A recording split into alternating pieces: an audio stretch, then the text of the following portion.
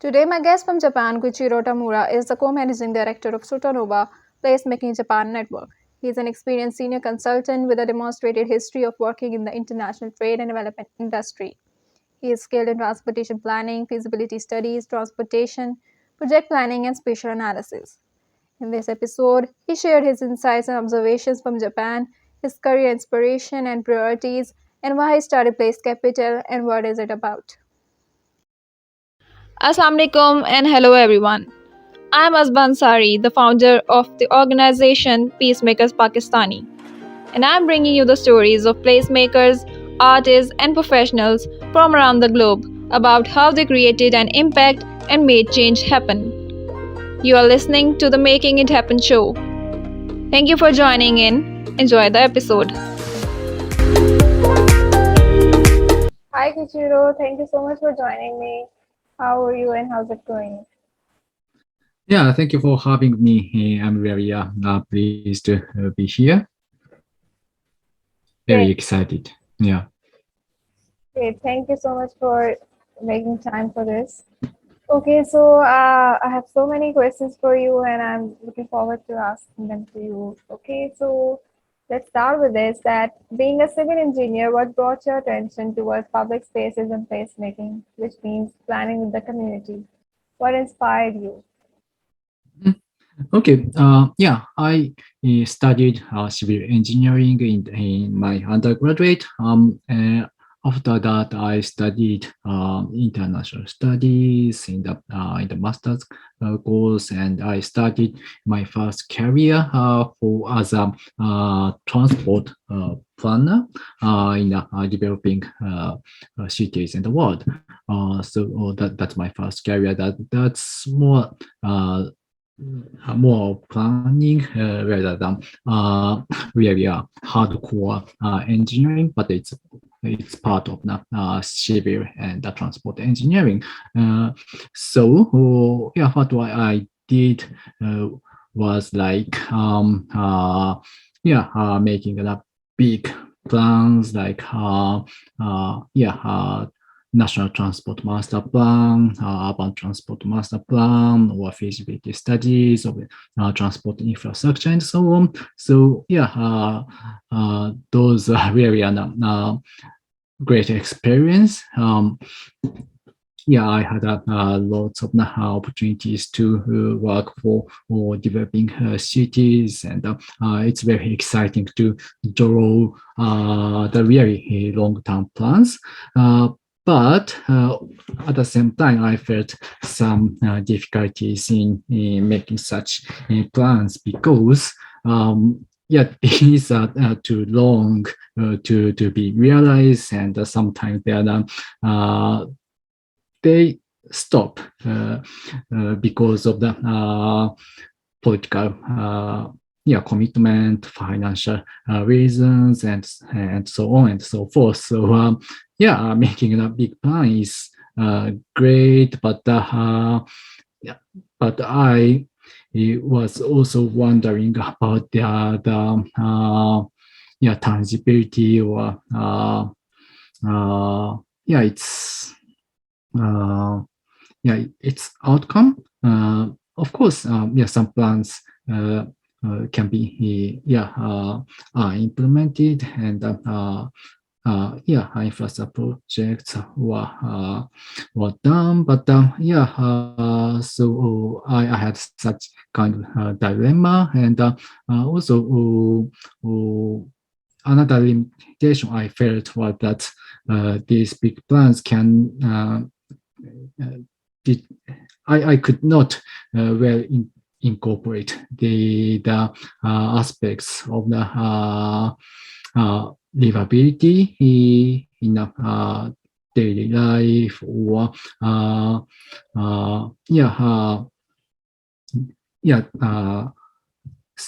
saying like kind of texture of public lives and the public spaces. So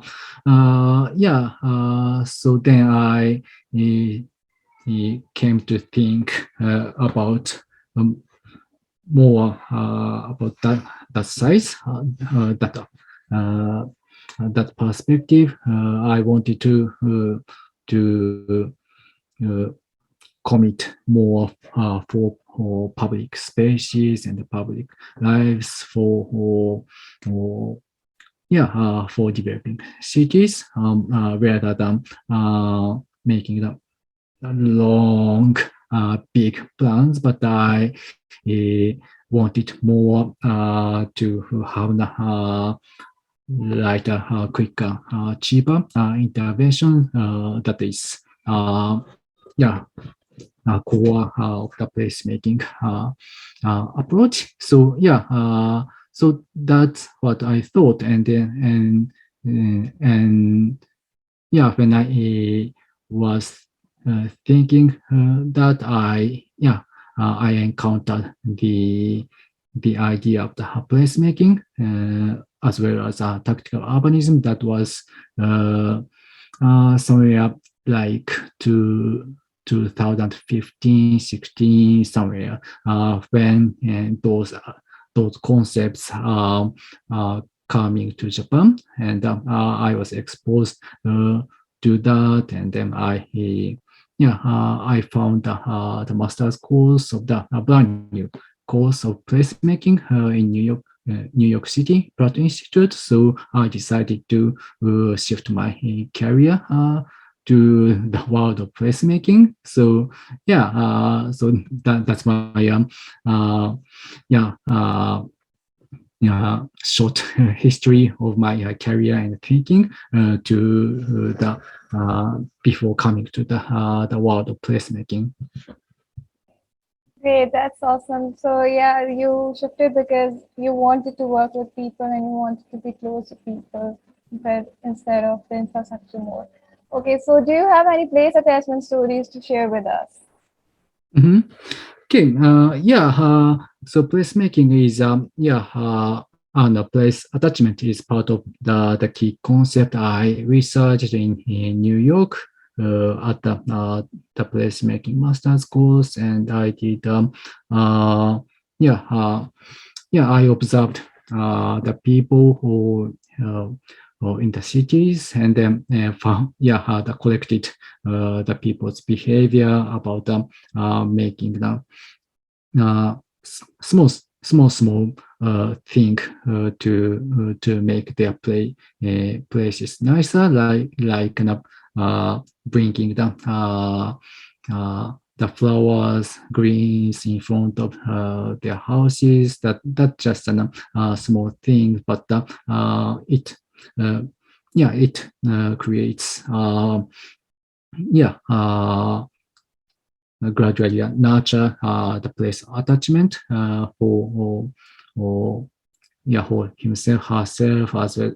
Also, it makes the streets and the townscape nicer.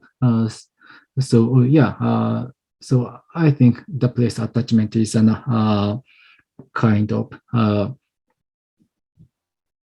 accumulation of the small intervention to the public spaces. So so that's what I observed, and also for me, I also do maybe okay. If I can share screen, maybe I can show some images I collected. So this so this is what I said, bringing greens or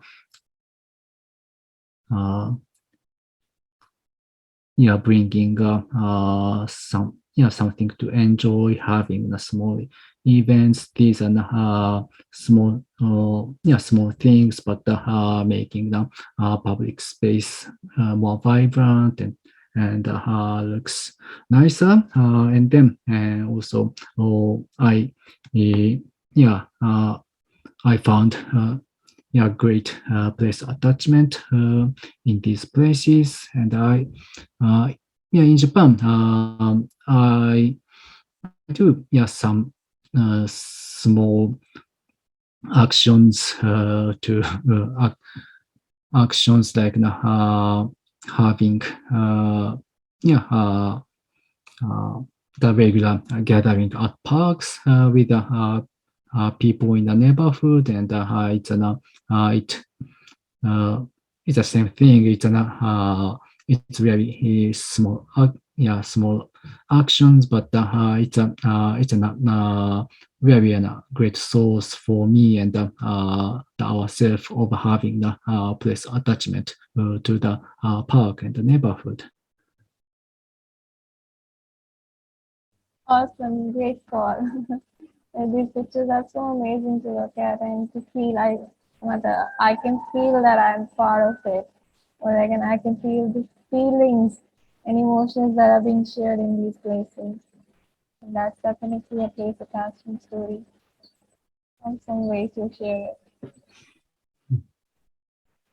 Okay, cool. So this is about the place attachment, and you have shared from different experiences from traveling around the world. So can you Mhm. share what are the challenges and opportunities you find in public spaces in Japan, majorly, Mhm. particularly in Japan? Okay, yeah. Okay, for us, the public space is now uh, really now the planners are really focusing on public spaces now, and there are so many regulatory reform and the national uh, initiatives are coming. So it's there are big momentum here. That's a good thing. I can say it's a great opportunity, but perhaps the backside of that may be there are so many new instruments, new schemes, but a risk maybe those those are just means, but uh,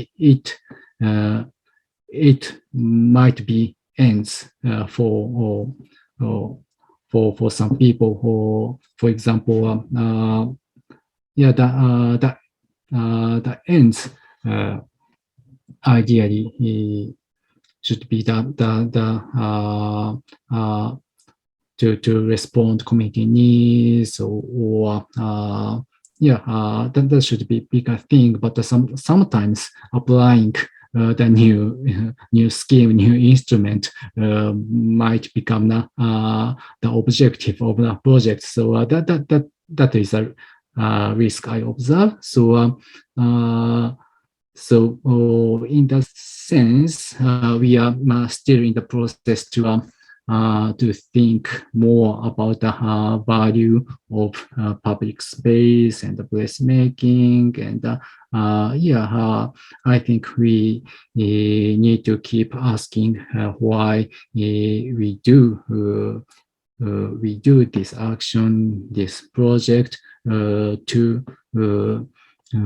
to better use the new planning and planning instruments. So that's my observation. Right. Okay. And what is your current focus for placemaking in Japan? The team, Mhm. the team. What is your current focus? Mhm. Yeah, generally speaking, the focus here is uh, the activation and the bringing the vibrancy to uh, to the cities and the public spaces because one context background of us is that our economy and population are shrinking, and so we need to make keep the city active, vibrant. That uh, want to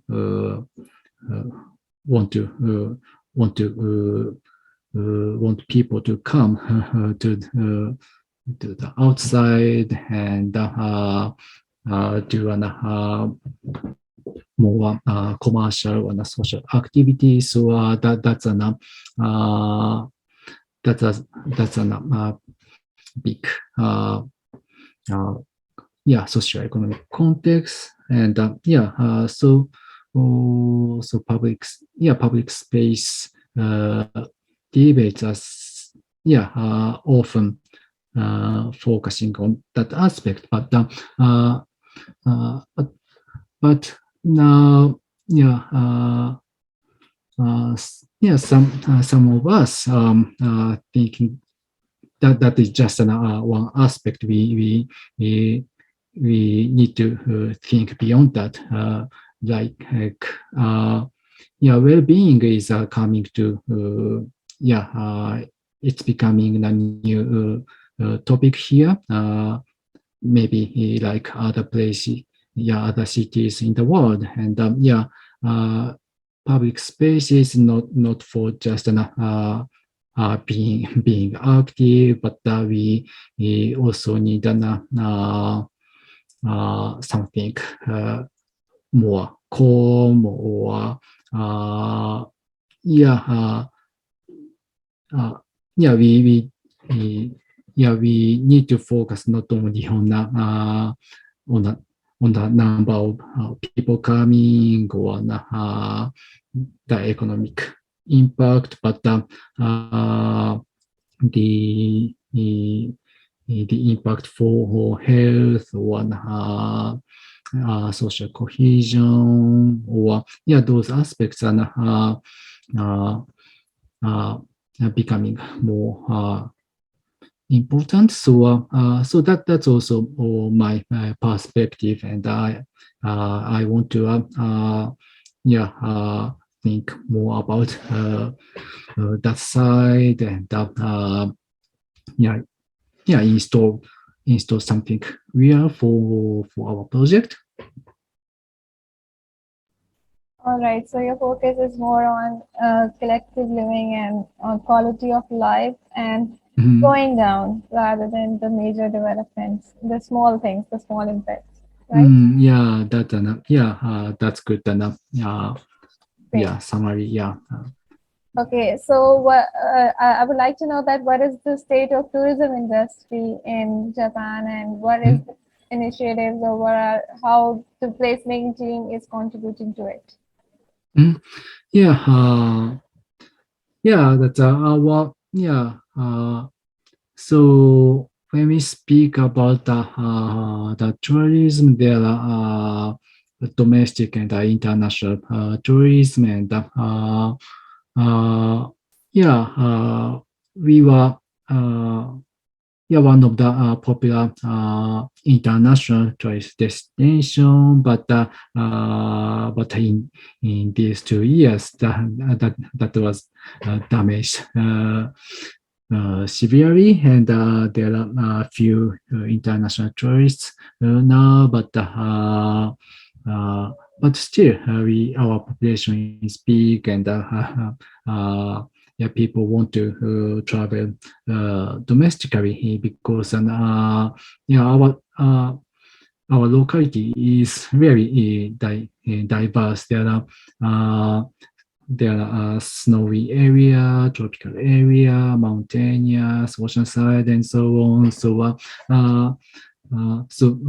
there are lots of differences, diversity, local characteristics, and some placemaking projects on a public space project, and making great use of their local characters and assets, like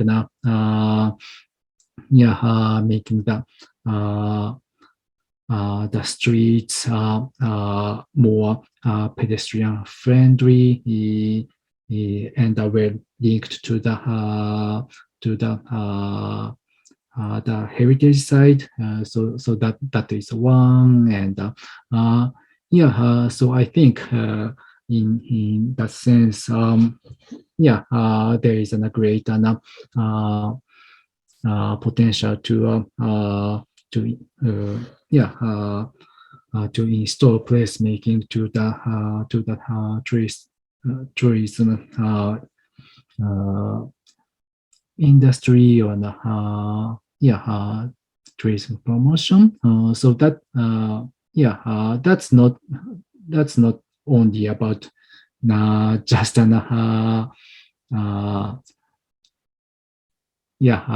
stereotypic decoration or super physically, but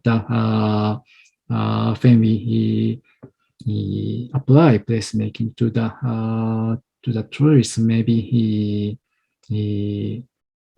it is what we need is to think deeper about the local assets, including people there.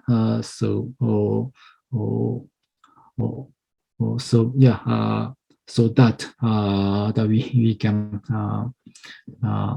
know the in, so that it can be more authentic and sustainable. Yes, and by the way I've seen Japan in social media and like on TV, I really believe that Japan is culturally rich. It's rich in its culture and its assets, and also it's very aesthetically pleasing. So I would love to visit Japan someday in my life. I'm very excited. Yeah, yeah, I really welcome you. Yeah. Thank you so much. Okay. So I would like to ask that what would you suggest professionals advocating for streets for people, not for cars? How would you support them on their mission? Mhm. Yeah, it's an, also very hot topic in Japan, and we are trying to make it realize. One thing I could say is that to bring uh, different expertise like not only transport road engineering, transport planning, city planning, uh, but that is for people. So maybe more art and culture aspects, or social and human science experts may bring a broader perspective and can make the streets more for people. So yeah. In some yeah.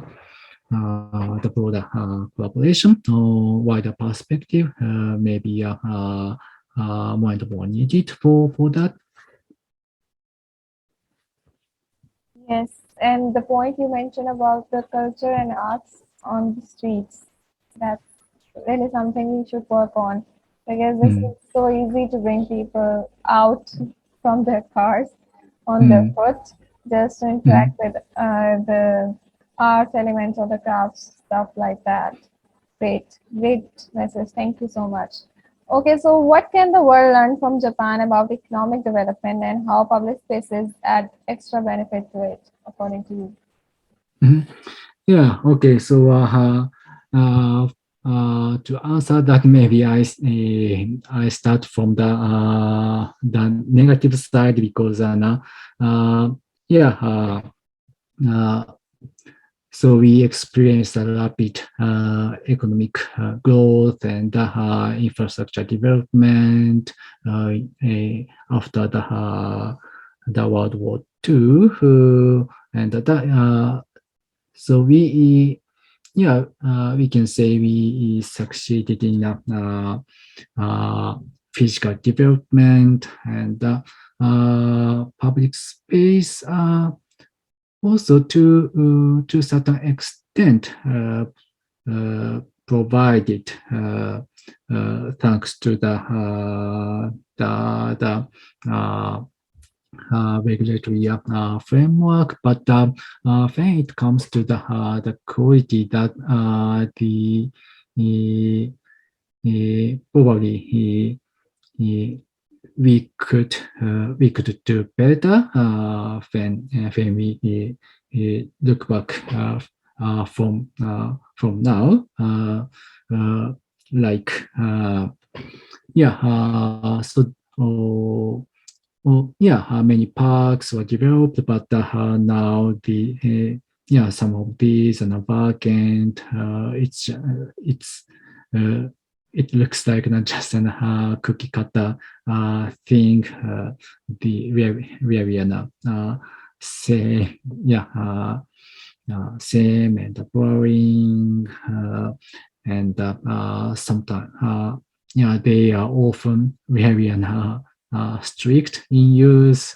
You should not do this thing, that thing, and A to Z, for example.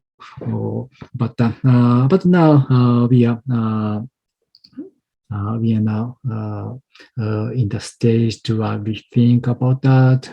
We are now trying to activate these our public space assets. So from that part, I would say that yeah, developing public space is also important, but yeah, uh, uh, you can uh, achieve greater if you also think about the quality and use while you develop that. So that I think that is a very important perspective of when you are in the developing phase in your city. And so that is a kind of reverse lesson. But if if I add the positive aspect, maybe uh, the develop, uh, developing the good public transit system is a really great drive for making your city livable and that make public spaces work. Yeah, that is an really challenging in many places, but it's an very maybe key infrastructure for for enhancing the quality of the urban life. So yeah, these are the Right. lessons I have done. Yeah, all right. So that's great. And yes, I would like to add here or compliment here would be that you guys have the facilities and the physical infrastructure. It's now just the time to enjoy them. Just have the feeling of enjoyment and joyful gratitude for it, so you can have a great quality of life overall as well. Mm. So that's amazing because most of the countries lack in infrastructure and in the physical aspects and the facilities for their people. That's why people are unable to live up their best quality of life. So Japan is definitely ahead of all of us in this regard. Okay, so something I really want to know. What is the secret of the health of Japanese people? Any lifestyle advice from an urban or city level perspective you would like to highlight? Mm. Yeah, that's a very interesting question. And yeah, yeah, the public transit also play is a great role also in this aspect, I think. And yeah, because yeah, people walk more if you have good transit access in your city.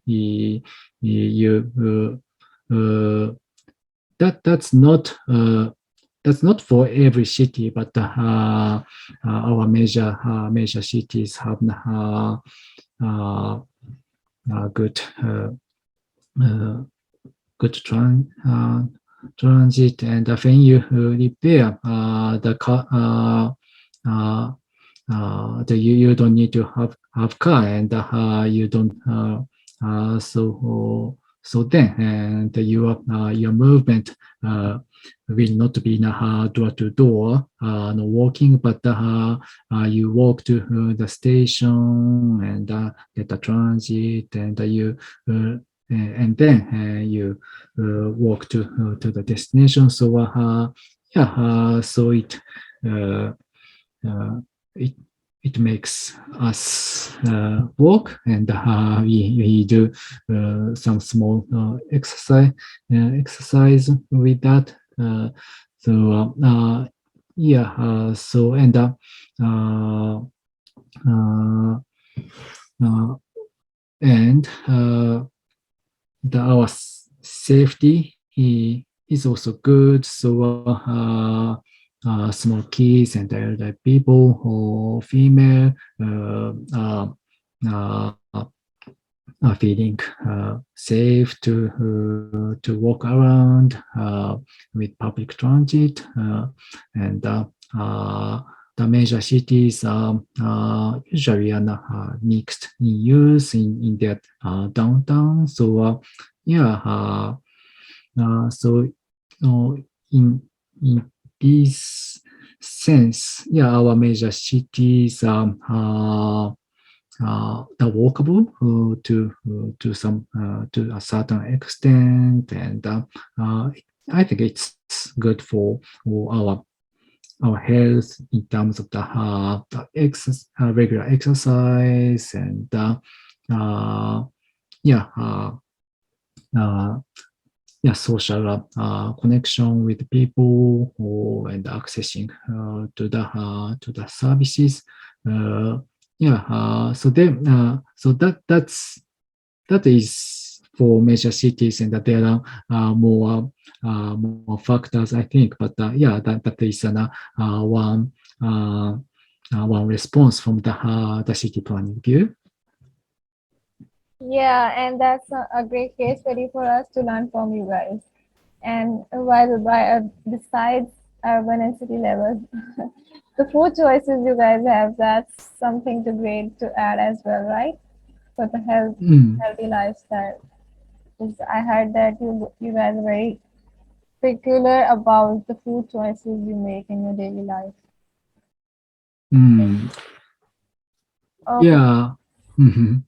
Okay, so let's move on to the rapid fire question that I ask everyone. Okay, Sure. so Koichiro, tell me what drives you, what keeps you focused on public spaces? Mhm. Yeah. So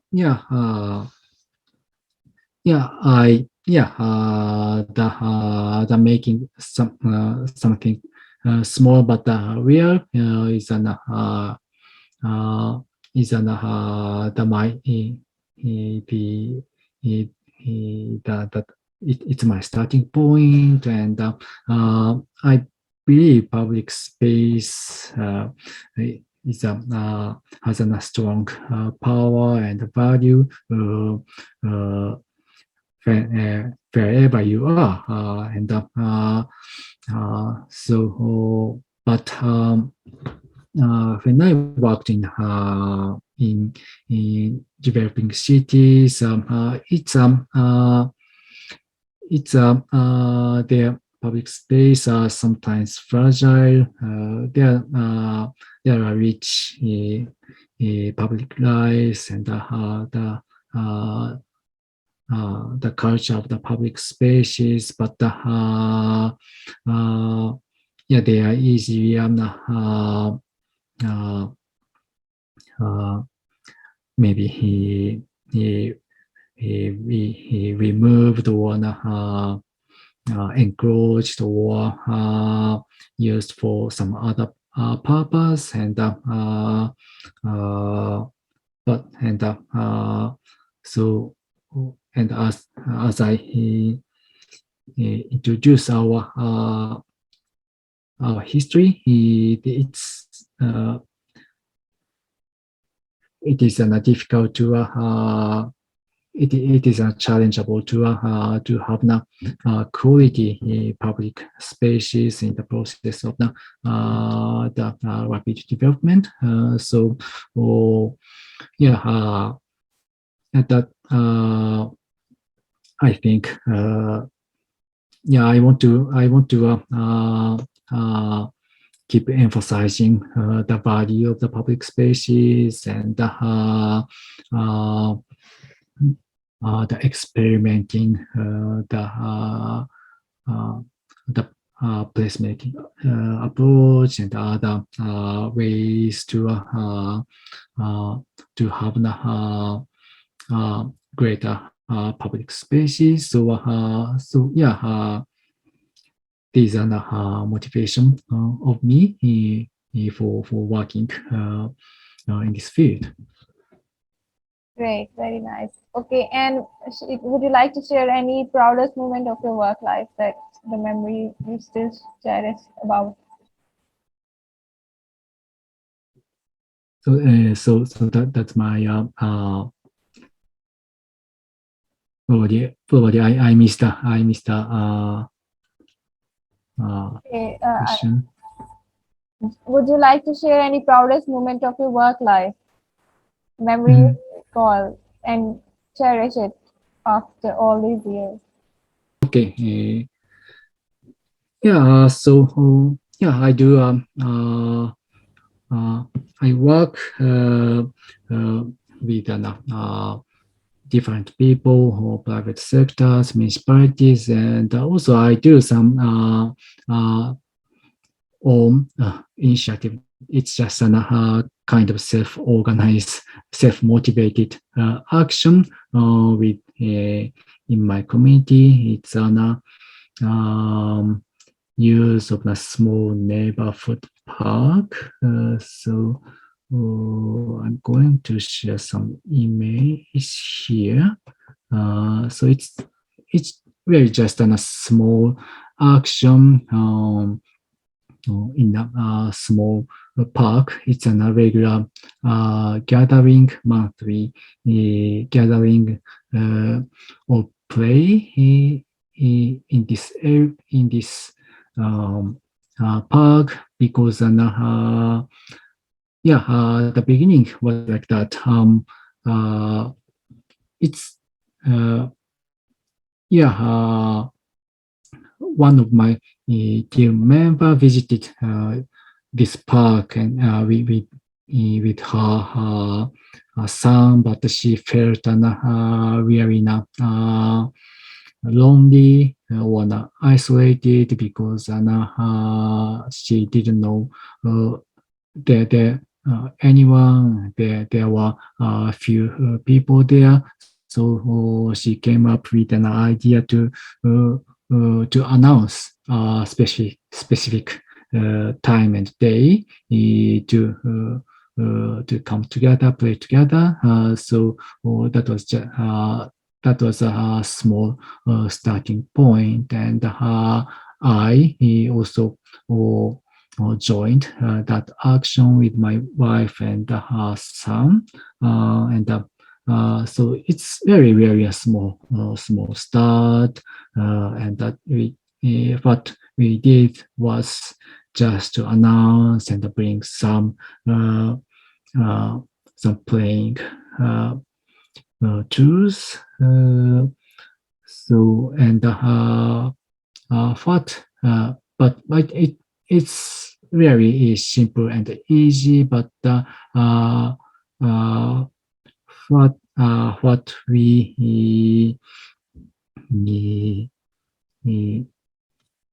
did also was to just continue even with such an small actions. It's a monthly, and we are now in like 2.5 years of this action. Yeah, uh, continuity. What we learned is that the continuity is has a great power. We in these 2.5 years, many community people yeah, came to know our action, and someone, yeah, actually many people wanted to do something for kids. For example, this old gentleman came to teach the traditional the way of way of playing. This lady came with her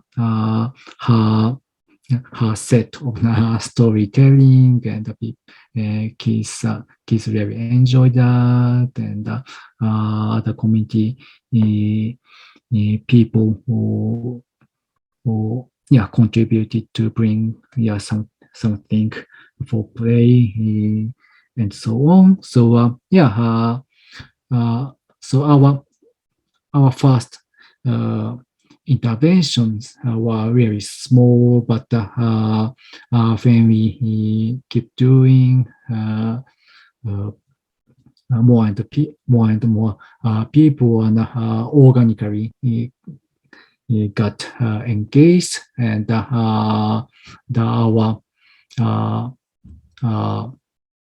network and our place attachments and becoming bigger and bigger. So that's what I'm very proud of, and also I really want to keep doing this community level thing in my daily life. That's awesome. It's very inspiring, and I really love and enjoy seeing the kids enjoying the places. And it's very inspiring. I do get some ideas to do it myself. I hope get the Yeah. parents to do it too. Thank you so much for sharing it. Okay, so would you like to share any hardest moment of your work life? Something Mhm. that taught you great lessons? Mhm. Yeah. So yeah. Probably I'm fortunate so far that I have not met really serious difficulty on trouble, but um, yeah, but maybe that's partially because when I start doing placemaking, I'm yeah, I'm say I am a bit careful about the partner, because when you really want to do placemaking, you need uh, the understanding of that idea. It's not just for, or or having a big event and bringing a great number of people who just one time. It's not like that one. It's also not just an invest great money for the design by internationally known designer or architect and so on. But we need to share the essence of placemaking that is uh, uh, more community led, and it's more for the local demands and daily life. So so yeah, so if you cannot share that fundamental part. I think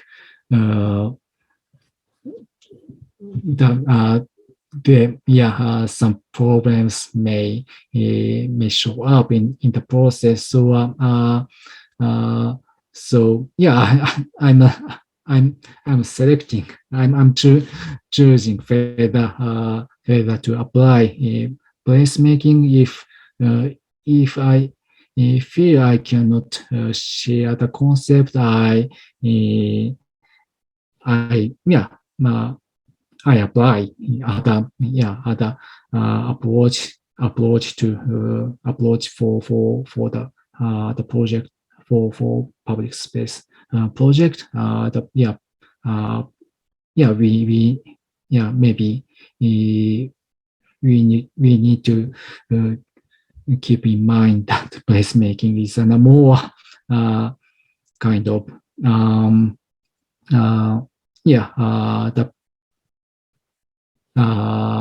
you need some patience or sensitivity of the place and the community, I think. Yeah. Yes, that's very thoughtful of you, and definitely I agree with it because we struggle if we are not on the same page before getting started with our team. The things go wrong, definitely. I personally, I do the working a lot before starting any project because I have to have the clear intentions, clear objectives for what we are going to achieve, what we are going to work for, and then we can start anything. And definitely, the bigger goals are not in our dictionary for now for the starting events, definitely. Okay, so do you have any place-making mantra to convince your team or to start any project that you love and or you love to quote? Yeah. So what I love is that the idea of placemaking that brings many different expertise and ideas and so on. That's not only for the planning, engineering, architecture, design, but it's broader and maybe that's showing the placemaking X website. Yeah, this okay, this diagram is my favorite. Yeah, it says right. Placemaking is powerful because it forms the catalyst for seemingly divergent causes to converge, and it shows place anchors many different perspectives like technology, sustainability, streets, public markets, and so on. So,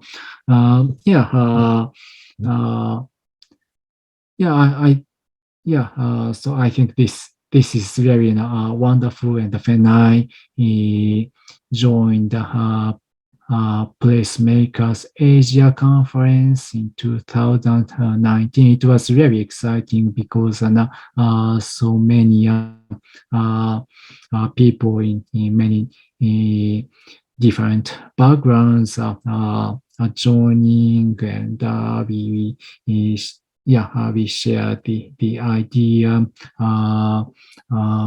and it's very inspiring, and I want to make it happen more in our country. In Japan, placemaking is usually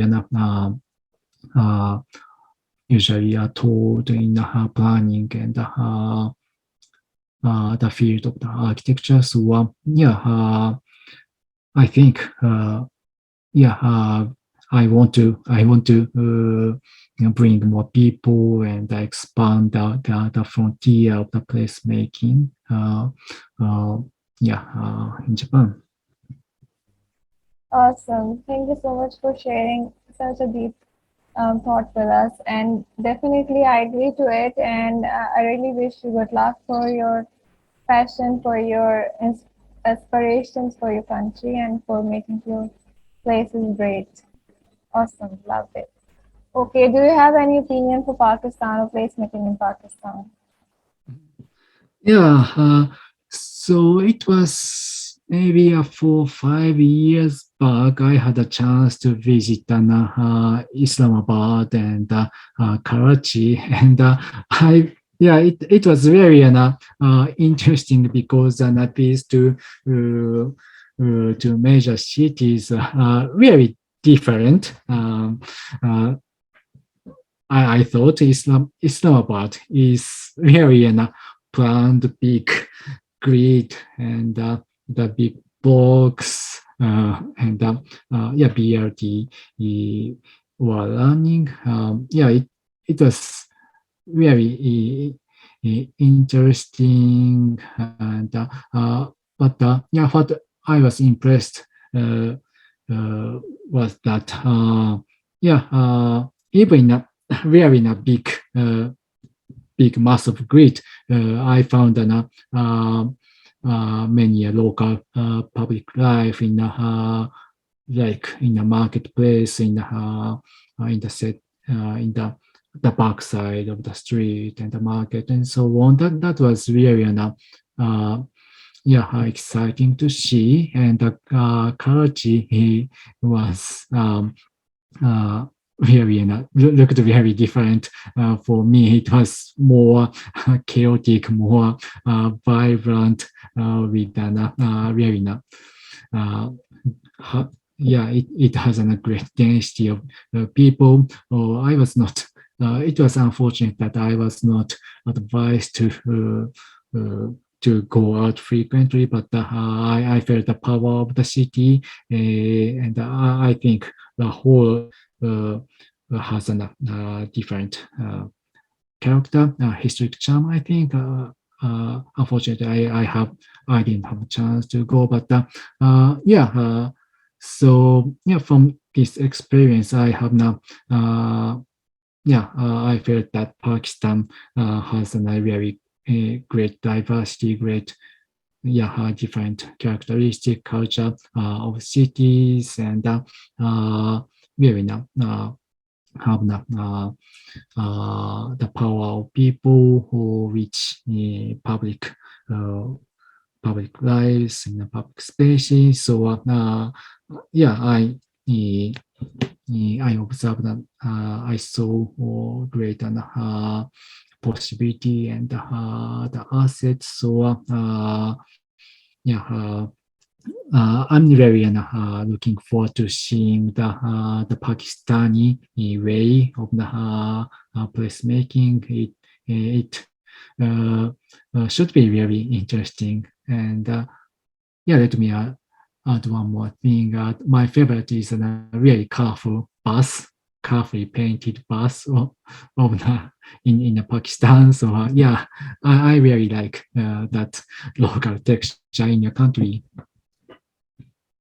Thank you so much. I am glad that you remember it.